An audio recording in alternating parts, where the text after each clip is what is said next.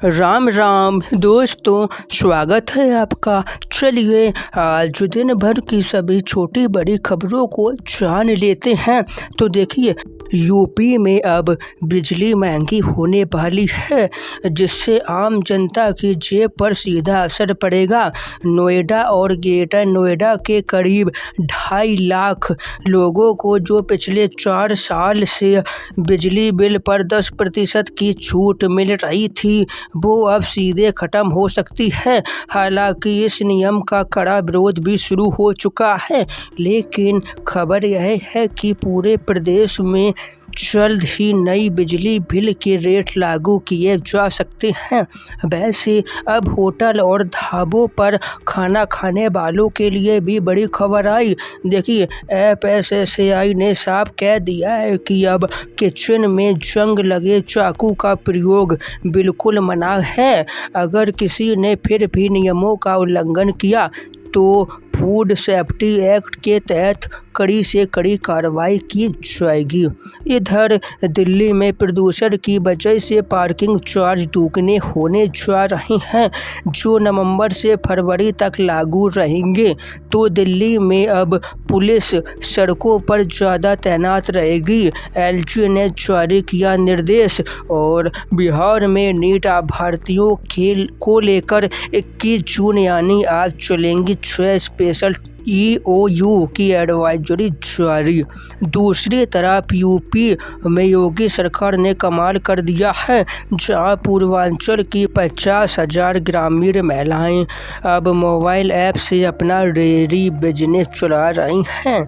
Greater Noida में अब कुत्तों को खाना खिलाने के विवाद को ख़त्म करने के लिए अथॉरिटी ने एक बड़ा फैसला जारी किया। सोसाइटी और रिहायशी इलाकों के पास करीब 1.25 एकड़ की लागत से 12,000 फीडिंग प्लेटफार्म बनाए जाएंगे। उम्मीद है कि अगले 1 से 2 महीने में इस पर काम शुरू हो सकता है।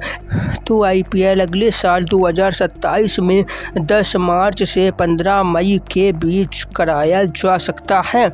रिलायंस जियो के चेयरमैन मुकेश अंबानी ने भी देश में सस्ता AI पहुंचाने के लिए जामनगर में 1200 मेगावाट का डेटा सेंटर बनाने का दांव खेल दिया है, जिसे कच्छ से सोलर ग्रिड से क्लीन एनर्जी मिलेगी और इसी साल के आखिरी तक चालू हो जाएगा। अब टेक्नोलॉजी की बात की जाए तो पहली बार ChatGPT का ग्लोबल मार्केट शेयर 50% नीचे गिर गया, 40.4% पर आ गया। हालांकि इस गिरावट के बाद भी ChatGPT दुनिया का सबसे लोकप्रिय AI बना हुआ है।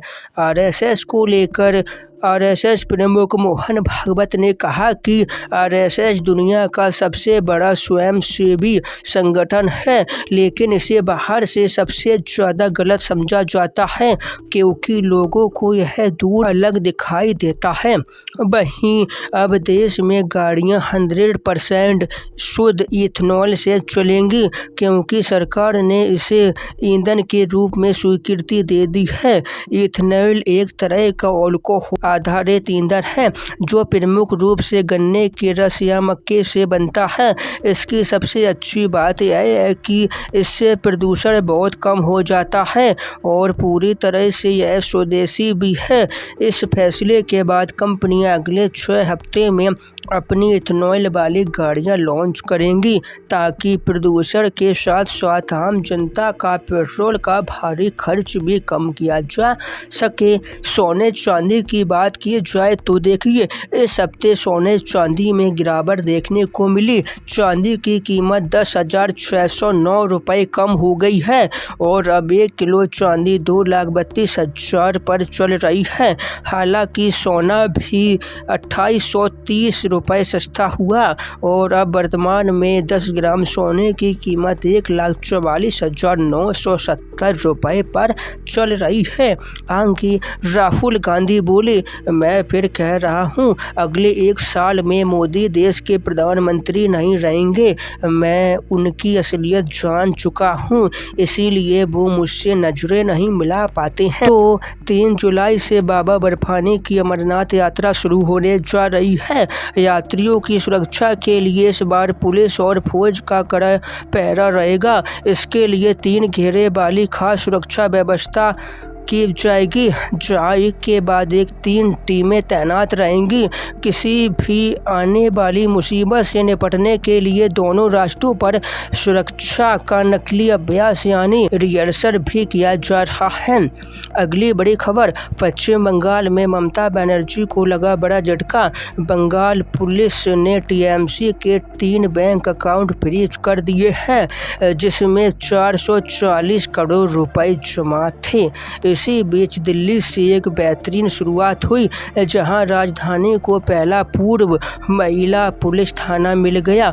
एलजी ने इसका उद्घाटन किया, जिसमें जांच अधिकारियों से लेकर सिपाही तक सभी महिलाएं होंगी। यूपी में सीएम योगी बोले, सपा के लिए सिपाही ही परिवार था, माफियों से अवैध वसूली करवाते थे, निकम्मेपन की वजह से बुंदेलखंड पिछड़ा। अब बीते दिन रेलवे ने नया नियम लागू कर दिया। अब बिना टिकट पकड़े जाने पर लगेगा 500 रुपये का जुर्माना। रेलवे ने 13 साल बाद किया बदलाव।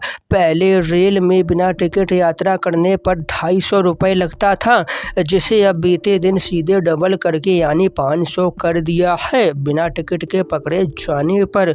और वृंदावन के बांके बिहारी मंदिर में आस्था और आधुनिकता का एक अनोखा संगम सामने आया।